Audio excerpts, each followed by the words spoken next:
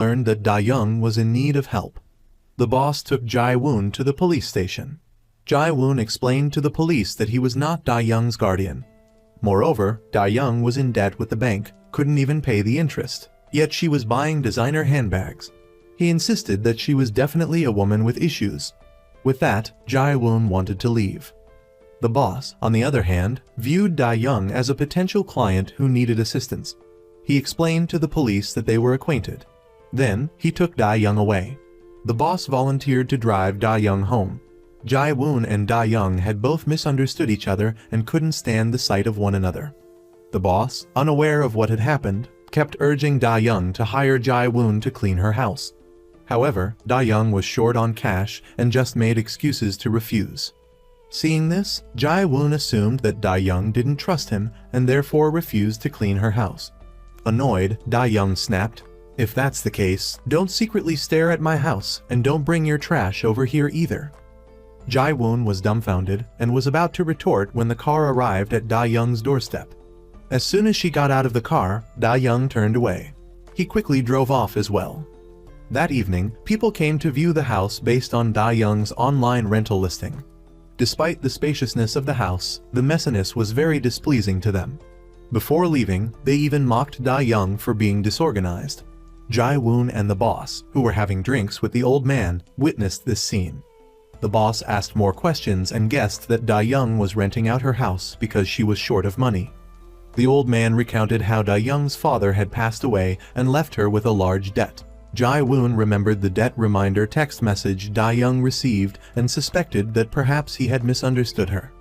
Jae-woon then received an urgent late-night cleaning job for a generous fee. He went to the house of Sang-ae, the person requesting help.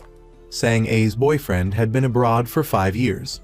Before he left, he entrusted her with the care of his house and dog. Throughout those 5 years, he hadn't come back to visit even once, and he often didn't reply to her messages. He only proactively contacted her when inquiring about the well-being of his dog. Because she was busy making a living, Sang-ae didn't have time to clean.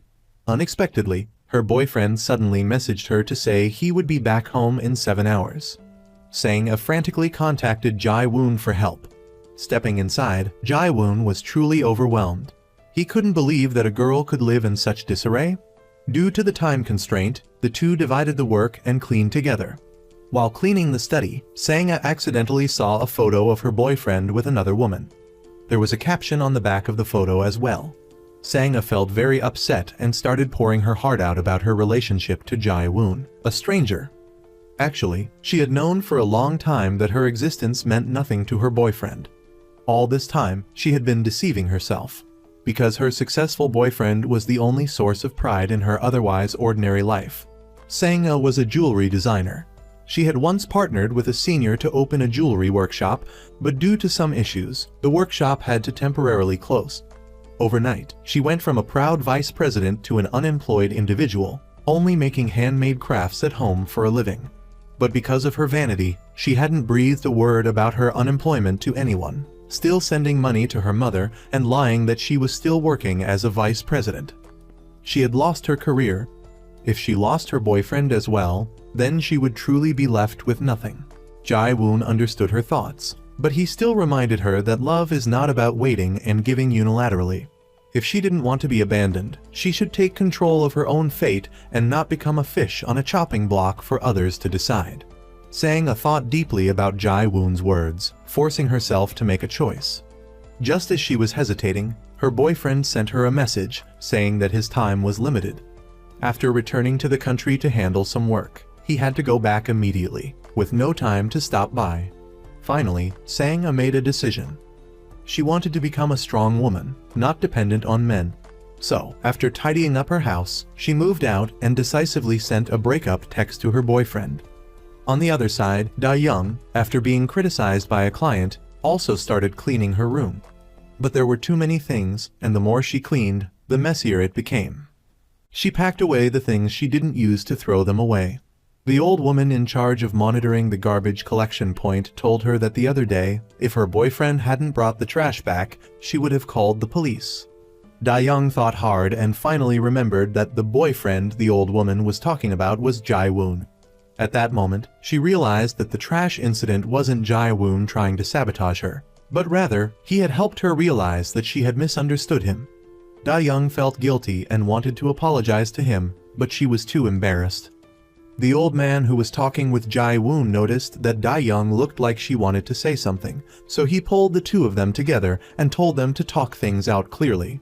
Da-young prepared herself, and then apologized for her misunderstanding. She asked if Jae-woon needed any help. When Jae-woon came to Da-young's house, she introduced it as a house that her father designed with his own hands, and every corner was filled with beautiful memories of the two of them. Jae-woon saw that the living room was full of Da-young's father's belongings. She suggested starting by cleaning these items, but for her, they were all very precious, so she couldn't bear to throw any of them away. Jae-woon understood and told her to go clean the bedroom while he cleaned the living room. When Da-young came out, the messy living room from before had become clean and tidy. Jae-woon had sorted the items and put them in concealed places. The living room looked much more spacious and brighter. At that moment, someone rang the doorbell. It was Sang-a and So-mai. The three of them used to be best friends in high school, but they had gradually drifted apart. Sang-a was very surprised to see Jae-woon there. After that, she realized that Da-young, like her, wasn't good at cleaning.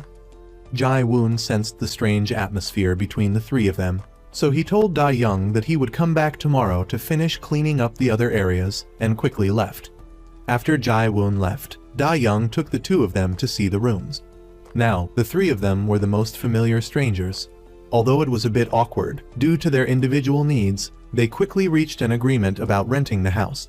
In the evening, Haiju came to congratulate the four of them on being together again, while also bringing up the issue that the three of them had been intentionally avoiding for so long.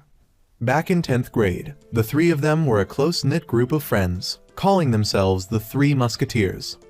But after that summer vacation, their relationship suddenly fractured.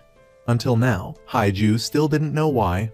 Sang-a remembered the reason their relationship fell apart that year. Her family went bankrupt. She only confided in Da-young, and Da-young promised to keep it a secret. Unexpectedly, the next day, the whole class knew about it. With her pride hurt, she got angry and slapped Da-young across the face. From then on, the three of them went their separate ways. Now that the old story was brought up, Da-young explained that she really wasn't the one who gossiped that year. Before Da-young could finish her sentence, So-mai burst into tears, confessing that she was the one who had revealed the secret. She had accidentally overheard their conversation. At the time, she was upset about some things and was also being bombarded by questions from friends about Sang-a's family. Not knowing how to answer, she blurted out the fact that Sang-a's family had gone bankrupt. The truth was out. So-mai cried as she apologized to the whole group. The misunderstandings in everyone's hearts were resolved, and the whole group drank heavily together. After settling the drunk So-mai into bed, Sang-a apologized to Da-young. Da-young also blamed herself, saying that she should have explained things more clearly that year. The two looked at each other and smiled. Their friendship was rekindled. The next day, Sang-a generously forgave So-mai. After sobering up, Da-young reflected that when they were in school, they had said that they would live together when they grew up. Unexpectedly, they were now inadvertently realizing their old dream. Early in the morning, Jae-woon came again to clean. By that time, Da-young and So-mai had gone to work, and only Sang-a was at home stringing beads. While handling her phone, Sang-a accidentally dropped some beads on the floor. She didn't notice and stepped on them, slipped, and injured her spine. Jae-woon helped her contact Da-young and the others, but everyone was busy and couldn't come right away.